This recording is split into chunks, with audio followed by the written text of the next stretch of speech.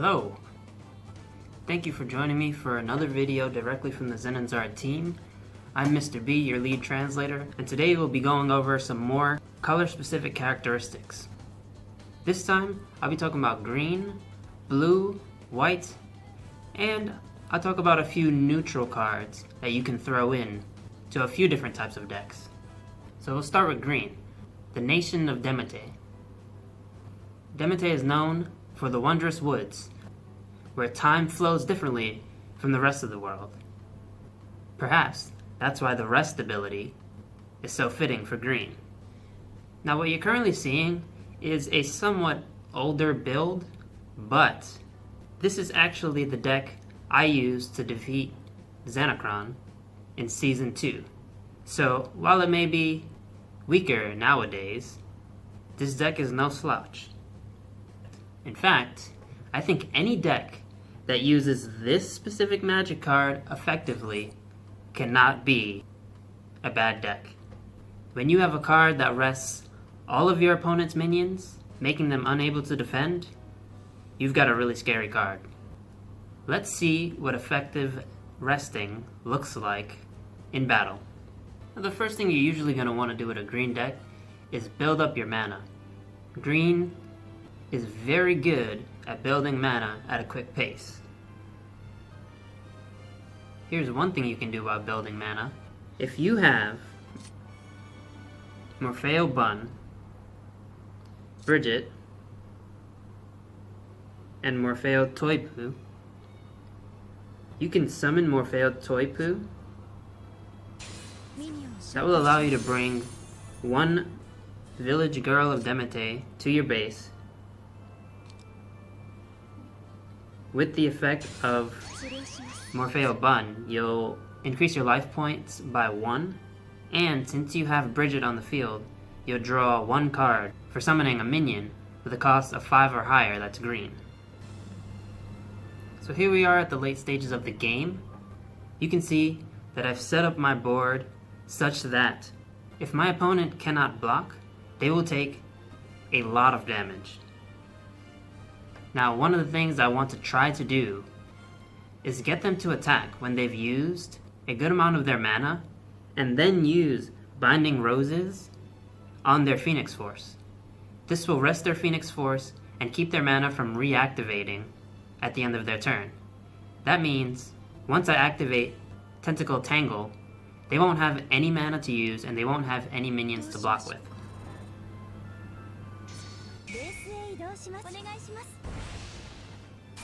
You can see here, she's used 8 of her mana, and now she's attacking.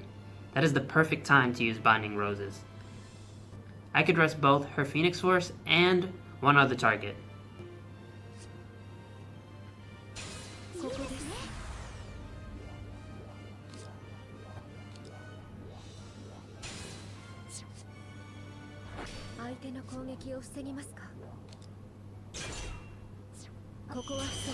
Now that it's my turn, I'm ready to use Tentacle Tangle. Because I have a green minion that's cost 7 or higher on my field, I can activate this magic card for only 3 green mana. Not only will I be able to attack with the minions I already have on the field, you can see that I've put a pretty strong minion into my base.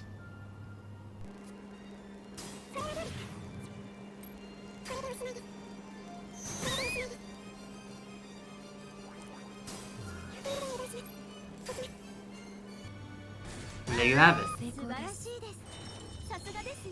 Now that we've had a look at the minions from Demete, we're going to move on to Psydo, where the merfolk and the sea worms live.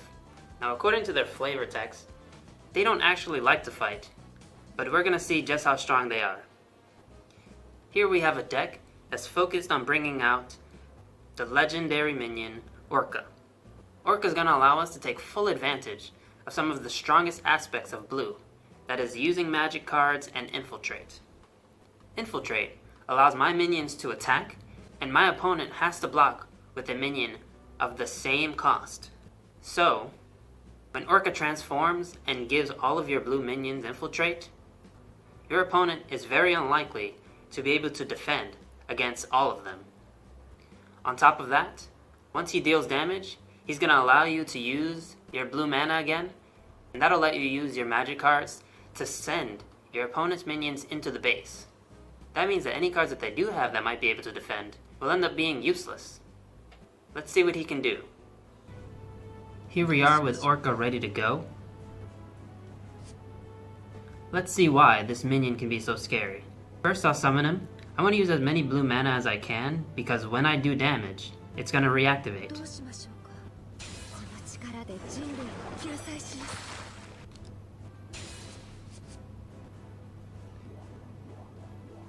I use one of my nymphs to boost and transform.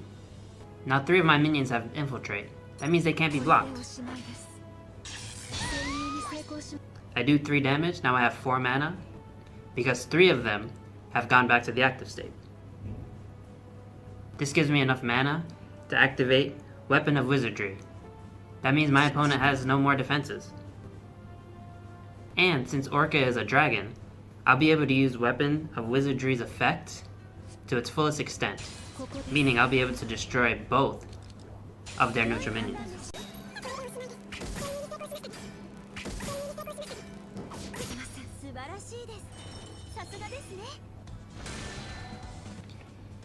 We finally made it to our last color, white. The color that represents the nation of Machinas. This is a place run by androids and hunters who have domes that surround their cities. Now that's a very fitting backstory for this color, because when you're battling white, you feel like you're going up against a fortress. They have a strong defense, and at the same time, they can be scary when they become offensive. So here's an idea for a deck that can both hold its ground defensively and destroy the opponent's minions. One of the main focuses of this deck is going to be protecting the forces, increasing your force points, and then summoning the Chrome Charger. This card will allow you to deal BP damage to all of your opponent's minions as long as you keep your forces healthy. Here we can see the opponent has a minion that has 600 BP. This is stronger than any of the minions I have right now. And in one shot, I'll be able to completely destroy it. I summon the Chrome Charger, and because my Karin force has 6 points, Chrome Charger does 600 BP. As you can see, my opponent has put down 2 more minions, but I'm prepared to destroy any wall they put up. I have Hex, the Saber God. This minion is going to use the points from both of my forces to deal damage to my opponent's minions. At the moment, my force point total is 9. So when I summon Hex, he does 900 BP damage to my opponent's minions. And just like this, I can continue to destroy my opponent's minions. In addition, I have magic cards that will allow me to destroy anything powerful that they summon. And that's all of the colors. We've made it through all the categories of minions except one. I'll take a little bit of time to talk about just 3 different neutral minions that you might be able to use in your deck. Perhaps you like an aggressive deck like the one I was using in the last video. But you realize one of the greatest weaknesses of an aggressive deck is that once your opponent summons a really powerful minion, it's very, very difficult to take that minion down. This is where Mistakin comes in. Once she's summoned, she destroys all of the opponent's 8 cost and higher minions. Let's say you have a situation like this. I've done my very best to start off aggressively and take out my opponent from the beginning. However, they're using the Minotauro's force. That means an aggressive strategy isn't quite as effective. Not only that, but my opponent just summoned Ethereal Giant. Ethereal Giant keeps all minions besides itself with 1000 BP or less from doing absolutely anything. If you're playing an aggressive deck, it's likely that you don't have minions strong enough to overcome this ability. Enter Mistakin. I'm prepared for a minion that's too powerful for me to defeat.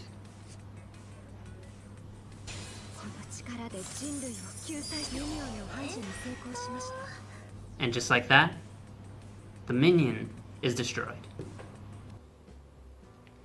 The second neutral minion I want to introduce is Wallace. Now this has always been one of my favorites. Wallace can come in and make your deck a lot scarier than it's supposed to be.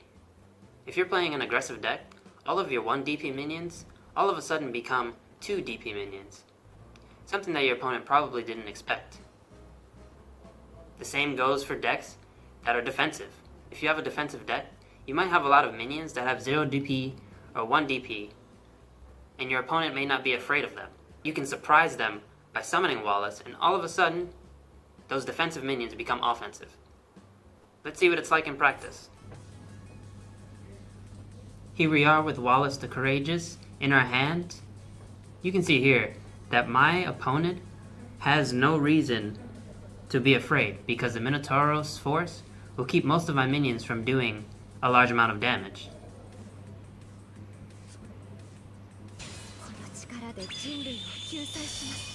Now all of my minions are a lot scarier. And this situation is actually perfect, because even though my opponent thought that Minotauros and the wall that they've built would be enough, I happen to be using Vlog. This minion becomes active whenever it's blocked while it's attacking the opponent's life. So if Vlog has enough DP to defeat your opponent, and it's strong enough to defeat every minion on their field, you've basically won the game. We can see how that works here.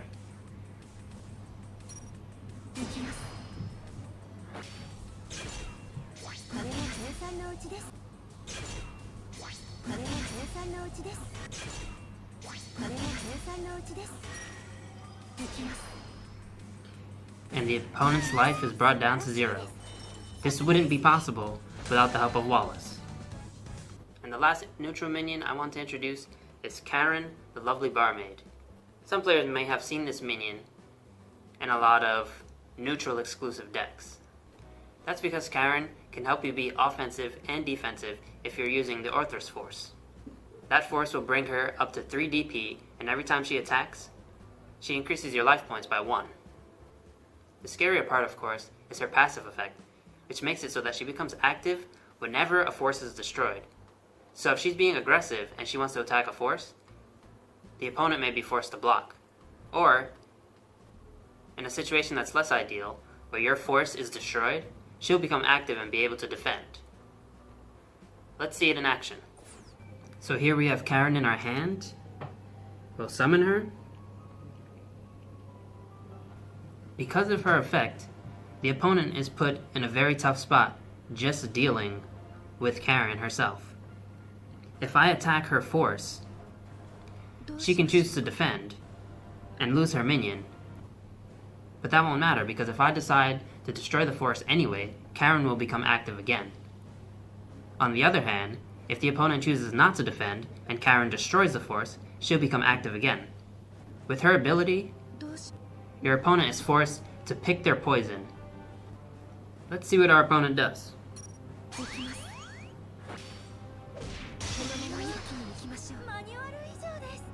As you can see, the opponent didn't block, and now Karin can attack again.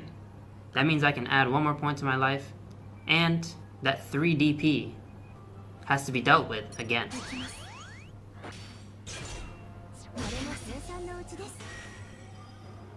As you can see, Karin is a good way to open up the path for other minions to be able to attack. So that's it. We've been through all the colors and looked at a couple of different neutral minions. If there's something to take away from this video and the last one, it's that there are many different ways to play, even if you have one favorite color. I encourage you all to try out a bunch of different colors, a bunch of different strategies, maybe mix and match cards that you like, and perhaps you'll come up with the next best deck. What ideas do you have for a deck?